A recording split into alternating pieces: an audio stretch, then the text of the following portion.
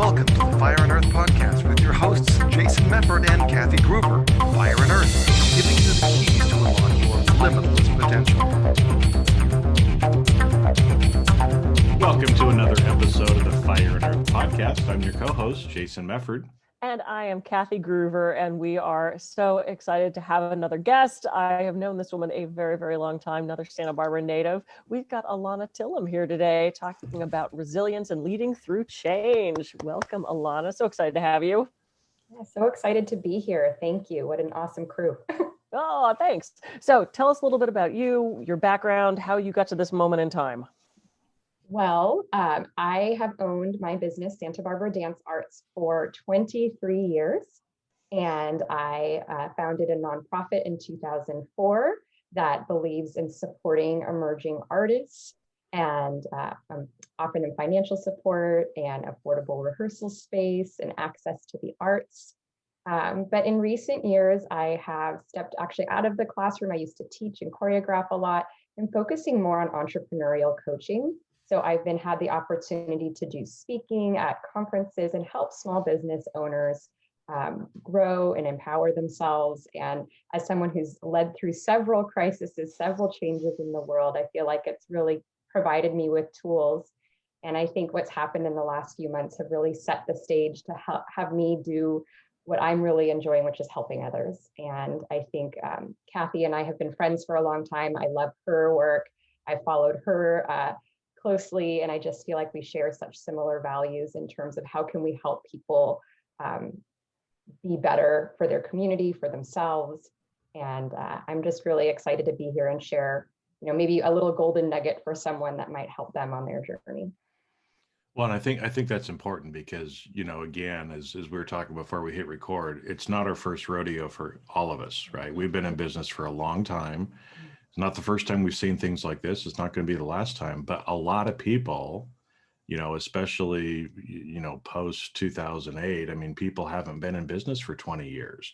Mm-hmm. And so some of the things that they're going through now, they're kind of like, freaking out. And so having somebody like you be able to step in and help, share, first thing, hopefully you'll go through and you'll give us some ideas for some people to be thinking about. But, one is just calm down to begin with, right? But anyway, I don't want to steal the thunder because you've been doing this, and I'm glad that there's people like you in the world because there's a lot of people struggling and people need help. 100%. Artists are innovators. So I feel like I think that that's the most wonderful thing about, sometimes I think the arts are treated as second-class citizens. I live in an orphan industry. We're not a sport. We don't have a lobby behind us like gyms or restaurants do. So you really have to advocate for yourself. And I think, Jason, you really nailed it. And I think I love having Kathy here because that's self-care. If we don't put that life mask on ourselves first, we aren't able to lead anyone. And I look at how I cared for myself through past crises. I was the last one on the menu. And what I realized is I needed to take care of myself first so I could lead effectively. And so that's why I think you guys are such a great team because you kind of touch on both those points. So yeah, Jason always gets the life mask first. I will always put it on. Like fend for yourself. Yeah. So I guess as people are, because obviously we've been going through 2020 has been a year unlike any other, right? I mean, my dad's almost 90. Mm-hmm. And, he lived through the Great Depression, the Second World War, and he's like, I've never seen anything like this. Right. So, I mean, it is a big change. I mean, how do you kind of help people, deal with this? Because like you said, you're in a little bit different niche because of the arts. And, I think the arts are very important for us as humans. Right. But a lot of times that really kind of gets shut out, or people think of cutting those things out of their life first. So how are you, helping other business owners or helping them and kind of doing stuff different now than what you've done before? Yeah, so I'd say as far as a general opportunity that I've offered to those that I chat with, whether they're in the dance industry or not, is to really have people take a minute. And I think what you really need to, I think everybody, when they get into that fight or flight mode, they want to they panic, they react, they spend a lot of energy talking about all this negativity, and they just don't take that pause and that beat. And what I think is so important, there's so much chatter. Everybody is a doctor, an epidemiologist right now, a psychologist, and all of those things. I think you've got to kind of rally, who are the people in your corner that are experts in their field? I have a doctor on my text messages that I know I can call or send a message to if I really want some advice. I have a great contact at the health department. I have a great accountant. I have a mentor. If you don't have a mentor, find someone who can support you. And I had to seek it out. And I think once you get clear in each of your arenas of your business, then you have to get quiet and you have to make the decision, and you have to look at it from a financial standpoint, from an operations standpoint, and from a people standpoint. And what I'll say right now, I feel like the people standpoint is actually the place where I've had to start, because the reality is I am one person and I cannot do this alone. And as someone who's been in business for 23 years, the hardest part is letting go and empowering others when you're so used to doing everything. And so I think if you can really get clear with good people, take care of them, all the rest will follow. But you have to be decisive. You have to be clear about what you want after speaking to those experts. Because if you let everyone in your ears, you are going to feel so pulled in a million directions. And that's, again, that self-care isn't just about meditation and, physical exercise, dancing, arts. It's also about taking time to get clear in your thoughts. So that's something I definitely recommend when I sit and coach people and sit with them to help lead through this. I think that's universal. Yeah. Well, and the challenge for that, I completely 100% agree with you. And this is what I talk to my coachees about as well, is getting that team around you. I'm going to play devil's advocate though. Where do you find those people? And how do you know which one's actually feeding you the truth? Because if you look at what happened right now with the election we just went through, half the country was getting information that they thought was 100% true. And we're probably sitting here going, how did you believe that crap? No matter whose side you're on. So how do you discern it's sometimes the loudest voice is the one you listen to, but the loudest voice might not be the one that actually has your best interest at heart. So how do you distill that down without, asking the Google and going with, Crazy Joe's blog? Yeah. How do you find those people? Well, I think I had a chance to listen to Mike Michalowicz speak, not this last summer. That summer, it feels like last summer. I feel like we all lost a year, right? And he talked about, he wrote the book Clockwork, and he talks about building systems in your business. And one thing he speaks about is really like thinking about where are the people that you admire, people that you see with success, where do they spend time? Who are they? And I think once you start with that, then you can start seeking out the individuals that you have a sense of trust. So for example, I know some individuals in our own community that are very well respected. I kind of asked a few people and vetted them. So I think, you want that long-term relationship. You want someone who's known someone for 20 years. You want someone that has credentials and experts. I'm not going to ask my acupuncturist about accounting. But, guess what? Your acupuncturist might have a ton of opinions about accounting. And I think you nailed it. The loudest voices are often the ones that you actually should not be listening to. You actually have to seek out those quiet experts and vet them and go to people that you trust. If someone has been successful in their business, you know them well enough personally to know they're grounded, that they have a good sense of mental health and balance in their own life. And they're able to keep all of that in some kind of balance. I usually feel like that's a good place to start. But you have to vet people. And I've asked people for advice and realized, wow, this is not, this is so counterintuitive to what I'm seeing on, reputable websites like the CDC or, I ended up finding a woman who works for the IRS. She sits on the ERSAC committee and helped write the legislation for the PPP loan. You just have to dig and find them. That's definitely better than the lady at Trader Joe's that had a lot of opinions sitting next to me at checkout. Yeah, there's a lot of those. Yeah, you're right. Everyone, the second, and it's so true, the second we have something, wrong with us or we have an issue, everybody has an opinion on that. My uncle said you should do, you should, everybody becomes an expert on that. So yeah, I agree with that. You said before we got on air that success masks failure. Yes. Talk about that. Well, I think here's the, after 23 years, like Jason was saying, this isn't my first rodeo. We were really blessed and fortunate to have a banner year in 1920 season for us. We kind of track academic seasons. And I thought everything was great. And what COVID has helped me realize is, oh my God, if we started taking some of these more decisive spending cuts, if we were more decisive with some of how we were utilizing our people, if we were having individuals with higher pay rates doing higher rate work, and really making sure we're hiring employees at an appropriate rate for the work that they are doing. Wow, we could have moved some chips around and really saved the business some money and actually had more success during our perceived great times. So I think what it is this is such an opportunity for us. COVID is exposing those things in our businesses that maybe we would have never seen prior to this. You're seeing, I think spending is a huge area, a blind spot. Culture. I speak a lot on culture and teams in your business. I mean, I work in the land of women and mothers and artists, and it's a beautiful group to work with. But at the end of the day, there's lots of emotions, there's lots of processing.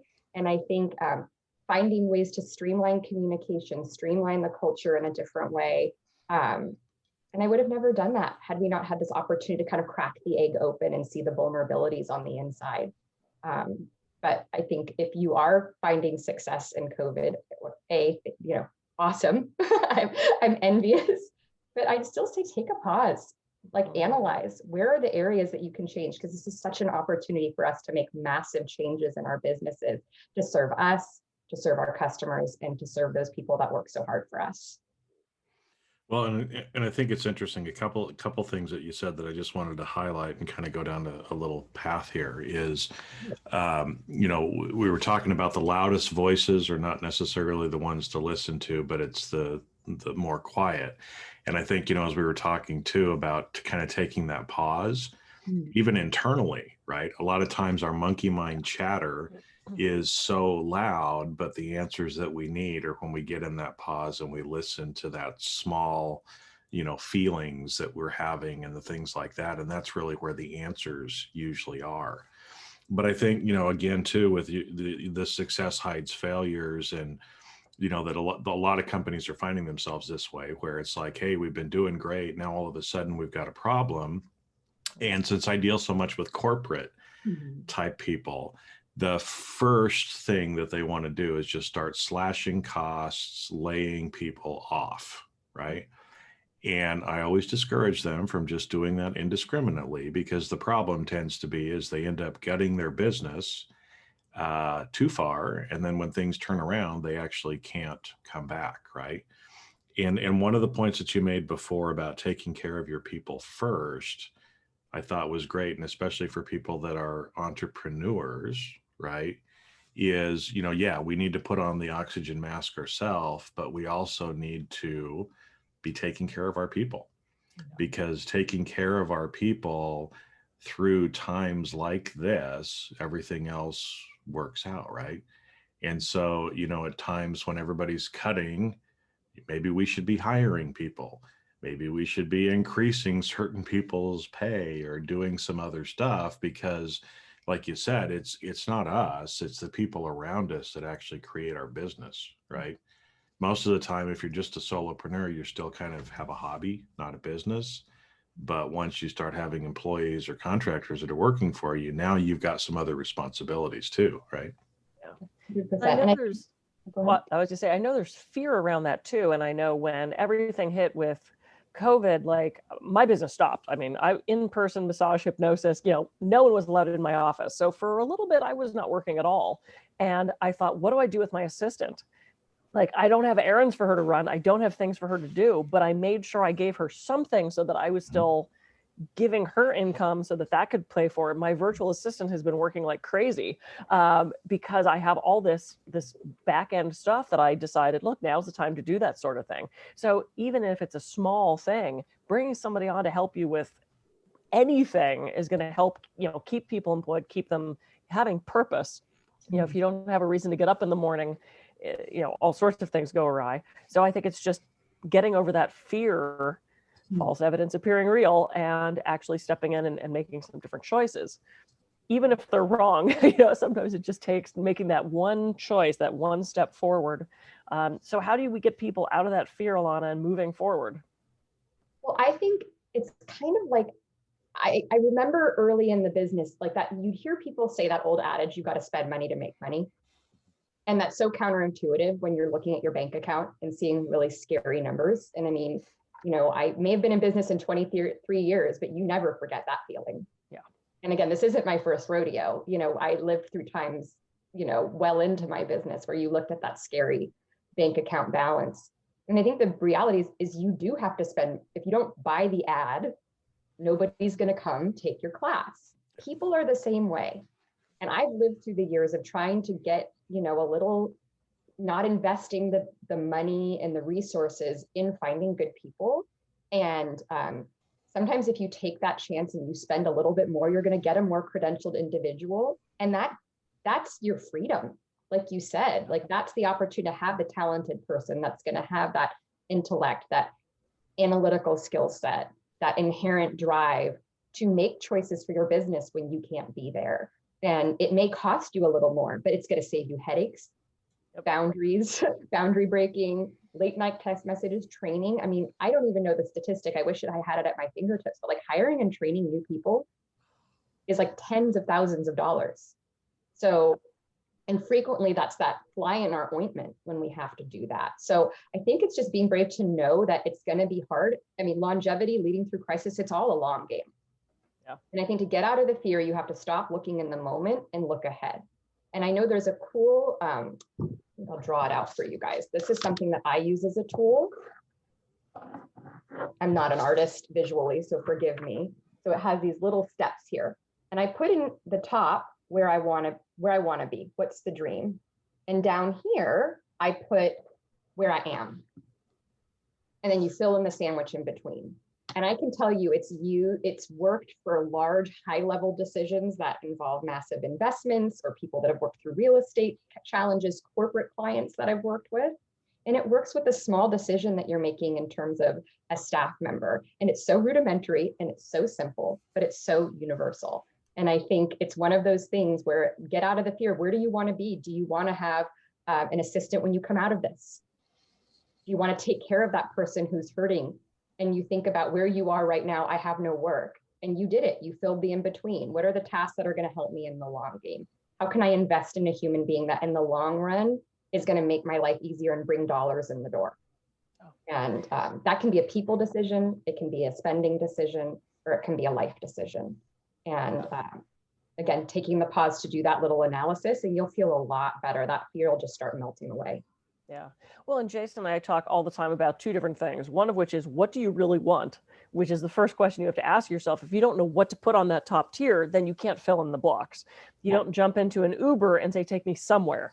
Right. You give them a destination and you hope they find the most efficient route to get you there. And the other thing is, what are your values? If you value family, time, relationships, you don't want to be in the office 60 hours a week when we can go into the office. If you value wealth, fame, and, whatever the next one would be, unless it's so not my value, I don't even know, then that's going to look very different.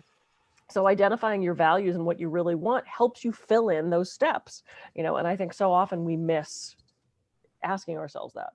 Yeah. And with COVID, you almost have to have a two-sided one for each one, because that fence post is going to move. I mean, literally the health department last night told me gym and fitness may not open. That's the category we're in. We're about to, for anybody listening to this in the future, we're facing in California where I live, another shutdown.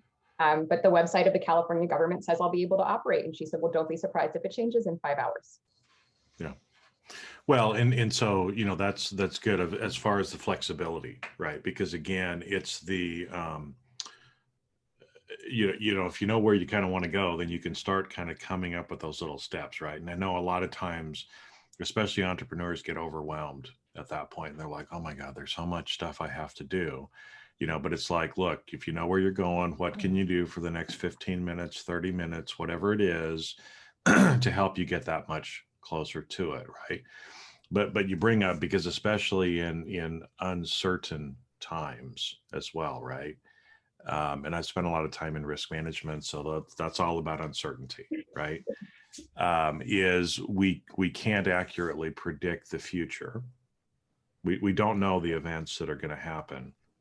but we can focus on managing the impacts that various things could have for us, right? And so if you can focus more on those areas or try to come up with a couple of different solutions based on the impacts of whatever you think may be coming, even if you have to change it a little bit, at least now you've got a couple of plans. You're not always flat-footed every time something happens, right? So I'm sure, again, like yesterday you hear, hey, tomorrow you might be shut down. I know the state website says it's okay, but in 5 hours you could be shut down. I'm sure as a business owner, you weren't going, oh crap, well, that's just too bad.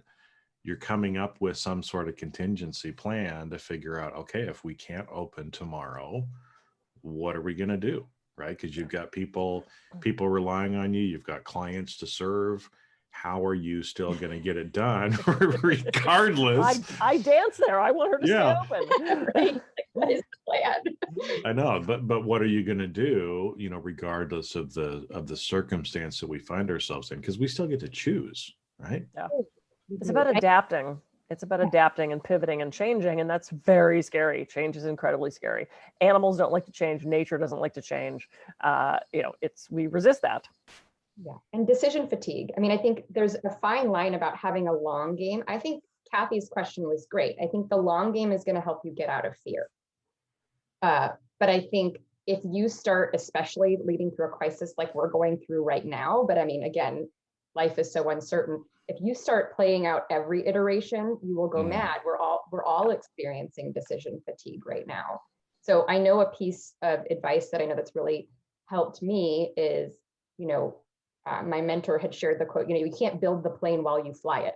And COVID has sort of forced all of us to do that. But in some ways, I had learned my lessons prior to this of really documenting as we go. So we use a project management software. We use Monday, there's Trello, there's Asana, and I just can't recommend enough these types of systems to help you stay organized, because what we have is a shutdown plan. And we dealt with it the first time. And instead of being in March, once everything sort of got settled of what we were working with, I'm like, well, let's start. What are the things we did? And so we just started documenting it. And so now we have this living checklist. And yeah, you tweak one thing and you tweak another thing. But now that we're on our 1, 2, 3, 4th shutdown, we have a boilerplate. So all we have to do is just look back at this, reassess it, and we already know what to do. So I think taking that, because again, if we are just constantly going, and we don't take that pause after we've hit a benchmark and say, hey, what did we do that worked? What did we do that didn't work? And let's memorialize it, because we may have to do this again. And it helps so much. If I didn't have that tool, yesterday would have been a really tough day. Yeah. So yeah. And that's something that's scalable. I can think about that, me as a solopreneur. People can think about that in a corporation, what has worked and what hasn't worked. And I think so often we get to the end of the game and go, wait, what did we do that actually, how did we get here? We don't look back and say, well, what route did we take? Because that was actually a really pretty route. And I'd like to do that again. I would, when I would go down to Santa Monica to do trapeze, I would just turn on the phone and let it take me whichever way, because I never knew how the traffic was going to be going to LA. And one day it said, turn here. And I'm like, okay, never heard of the road, didn't know where I was. It ended up being this ridiculously windy road through the Santa Monica Mountains. It was one way. There was nobody on it. It was the most beautiful drive. I can't find it again. I don't know where it took me. I don't remember where it told me to turn, because I just was blindly following the instructions rather than actually paying attention to where I was going. Now I ended up where I wanted to go, but the journey that day was so spectacular. And it's like, I want to enjoy the journey too, even if it's windy and a little scary. And you're like, I'm glad this is a one-way road because no one's plummeting towards me. But it's like looking back and saying, how did we get here and what worked and what didn't work? So I think that's phenomenal advice. I think we get to the end of our life and we don't know what worked and what didn't work. So how do you grow and learn from that? Whole life now. So now I use it for my personal life and everything, because how many times are you like, oh wait, we do holiday cards one day a year. What was that password? Where do I go? What is that? Who do I need to call? So it kind of allows you to have your sort of ways. And I'm a very methodical type A, if you follow astrology, I'm a Capricorn, all of this. Oh, okay. That's explains I know we're in this Well, because you have to find what works for you. The reality is I have employees on my team that are so organic. And sometimes I have to put my foot down and say, hey, look, I need this because, and, we always have to do that hit by a bus litmus test. I need to know, what it's happening, but I also want their work to feel enjoyable to them. And I just have to honestly say, while we have this opportunity, like I'm so fortunate. I have the most amazing staff that, allows me to be here today doing projects like this in my life. And they're really awesome, but they're all really unique in how they learn. So again, Monday, Trello, Asana works for me to stay organized. Yeah. You have to find something that works for you. But sometimes, again, these tools can be used professionally, personally. They can be so helpful.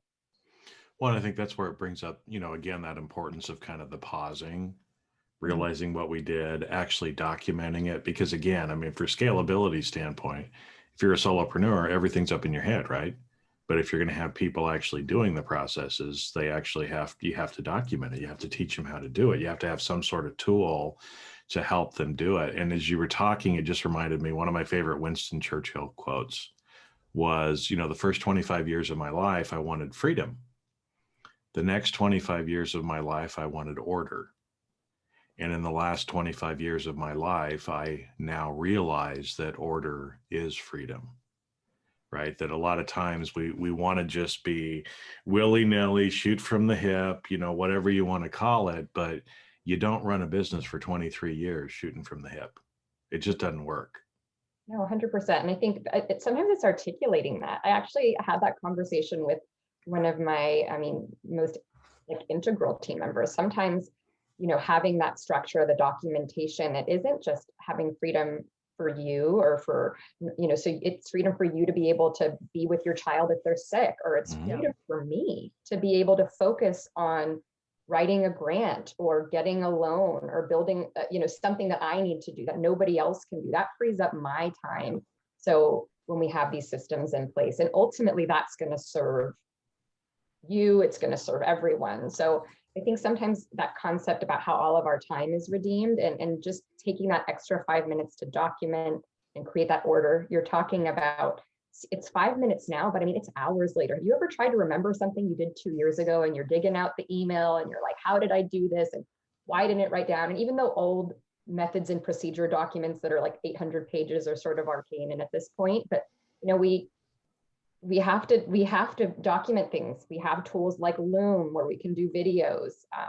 There's so many opportunities for us to just take that minute to memorialize, and it will save so much time down the road, because starting over and remembering things is so hard, especially with everything happening right now. It feels like ancient history. And also, Jason, something that you said that really struck me is I think about where I was a year ago and what I was, maybe you were laying track for your New Year's resolutions and you were looking at the year ahead and what were our hopes and dreams going into 2020.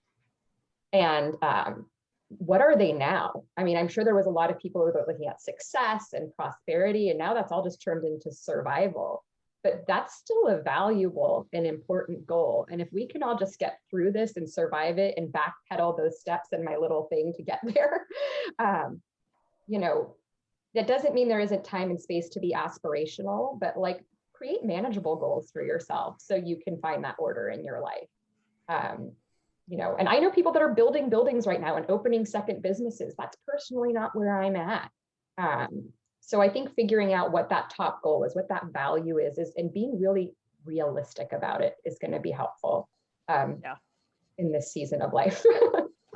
Yeah, it's definitely an interesting season. Well, and once again, of course, we're almost out of time because this is what we do. What we do. This has been a fabulous conversation. It strikes me back to, and I'm blanking on her name, who's the organizational psychologist we had on, Jason, who was talking about, what is your higher purpose in the company and not getting lost in the weeds. I shouldn't be doing my own laundry. Alana, you've put out tasks to other people so that you can do what you're best at, writing grants and doing the stuff that other people can't do. And I think that's one of the traps when you're in business for yourself is you feel like you have to do everything. It's okay to say no to things, figure out what your highest good is in that organization, and then give stuff to everybody else to do. So any final thoughts, Jason, before we bid everyone Well, farewell? I thought too, again, as the your whole idea of kind of the, New Year's resolutions last year, what you want 2020 to be versus what it ended up being, right? Is that, and back to the thing that you said before about success hides failure. And I think too that what it does is trying times like this also really force us back to those values. Right? When things are good, money's coming in, everything's good. Maybe we kind of forget a little bit how important certain things are to us. And I think 2020 has done that for a lot of people. There's a lot of people that now are like, hey, you know what? Chasing the golden watch at the corporation isn't what I want to do. Right? There's other things that are more important. So, personal life, business life, times like this are actually an opportunity for us to kind of realign and make sure that we're exactly where we want to be, right? Because even in your life, right? I mean, you've had the dance studio, the art stuff for a long time. Now you're kind of working more with entrepreneurs in that industry as well, right? So you're aligning to something else now that is a bigger purpose for you that to help impact the world. So, anyway, whenever we think it's a challenge, try to find the opportunity, I guess, is the long way of kind of saying what I'm trying to say. The opportunity for us to get aligned and to make the future better than what the past actually was. Yep. There's a gift in everything. There is, definitely. Cool. Oh, so Alana, tell everybody how they can reach you if they want to talk to you about some coaching or ask questions or come dance with us. So you can visit my website for my studio at sbdancearts.com. Our incredible nonprofit does incredible work with the most challenged youth and provides such healthy opportunities for them. And I can tell you right now, they need it more than ever. That is ampsb.org. And if you're interested in some coaching, you may email me at Alana, ALANA, at sbdancearts.com. Cool. This has been a phenomenal conversation. Thank you for being here and help inspiring us, giving us a couple tools and tips to get through this craziness. Jason, we'll let everybody go. I'm Kathy Gruver. I can be reached at kathygruver.com. And I'm Jason Mefford. I can be reached at jasonmefford.com. So go out, have a great week, take some time to just pause and listen to the small voice and quit listening to the loud ones because they're probably not right anyway. And I'm Jason Mefford. I can be reached at jasonmefford.com. And with that, we will see you on the next episode of the Fire and Earth podcast. See ya. See ya.